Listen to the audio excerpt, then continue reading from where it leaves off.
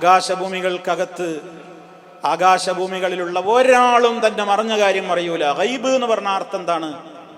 മറഞ്ഞത് എന്നാണ്. ഗാബ എന്ന് പറഞ്ഞാൽ മറഞ്ഞു എന്നാണ്. സ്ഥലത്തില്ലാത്തവൻ എന്തു പറയും? ഗായിബ് എന്ന് പറയും. ഗായിബ് എന്ന് പറയും. ഗൈബുൻ എന്നുള്ളതിൻ്റെ നേർ വിപരീതമാണ് ഷഹാദ. ഷഹാദത്ത് ഇവിടെ കണ്ണിൽ മുമ്പിൽ കാണുന്നത്, മറ്റത് കാണാത്തത്.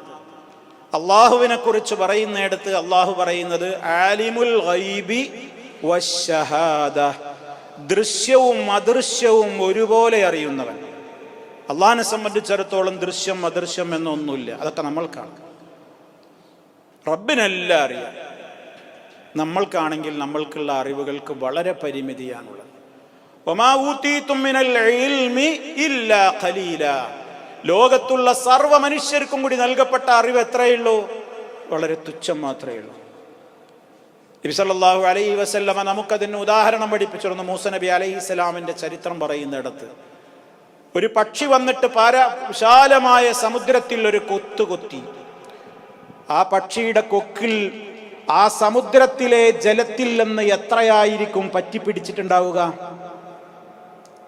ഒരു സമുദ്രത്തിൽ ഒരു പക്ഷി വന്നിട്ട് അതിൻ്റെ കൊക്കൊന്നിങ്ങനെ മുക്കി, എന്നിട്ട് ആ ഉയർത്തി. ആ പക്ഷിയുടെ കൊക്കിൽ എത്ര വെള്ളം ഉണ്ടാവുക? ആ സമുദ്രത്തിലെ ജലം എത്രയായിരിക്കും? നമുക്ക് മനസ്സിലാകാവുന്ന ഒരു ഉദാഹരണം പറഞ്ഞതാണ്. അള്ളാഹുവിൻ്റെ ഇൽമും സൃഷ്ടികളുടെ ഇൽമും തമ്മിലുള്ള അന്തരാണത്. വമാ ഊതീതും മിനൽ ഇൽമി, ഇൽമിൽ നിന്ന് നിങ്ങൾക്ക് നൽകപ്പെട്ടിട്ടില്ല ഇല്ലാ ഖലീല, തുച്ഛമല്ലാതെ.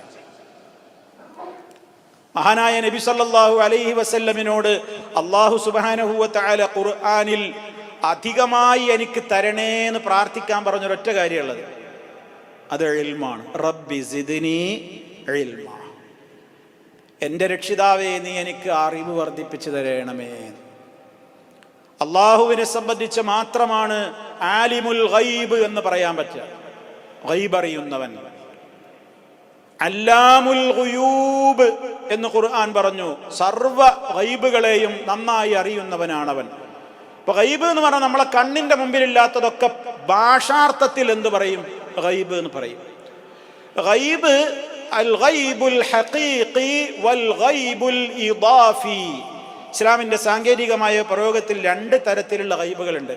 ഒന്ന് സാക്ഷാൽ ഗൈബ്, ഒറിജിനൽ ഗൈബ്. മറ്റൊന്നിനോട് കമ്പയർ ചെയ്യുമ്പോഴുള്ള ഗൈബ്.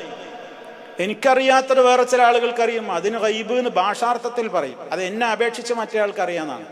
അപ്പം നമുക്കറിയാത്ത അറിവ് ജിന്നുകൾക്കറിയാൻ പറ്റും. ജിന്നുകൾക്കറിയാത്ത കഴിവ് മനുഷ്യനുണ്ടാവും. നമ്മളറിയാത്ത കുറേ അറിവുകൾ മലക്കുകൾക്കറിയും.